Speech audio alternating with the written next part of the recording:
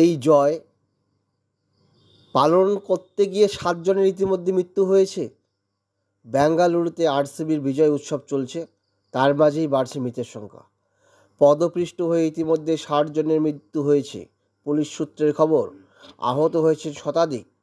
চিন্নাস্বামী স্টেডিয়ামের বাইরে এখনও ভিড়ে ঠাসা।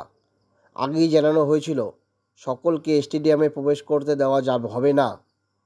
ফলে ভিড় সামলাতে লাঠিচার্জ চালিয়েছে কর্ণাটক পুলিশ। শুরু হয়ে যায় হুড়োহুড়ি। সূত্রের খবর, সে সময় দুর্ঘটনা ঘটে। সত্যি একটি বেদনাদায়ক খবর। ধন্যবাদ।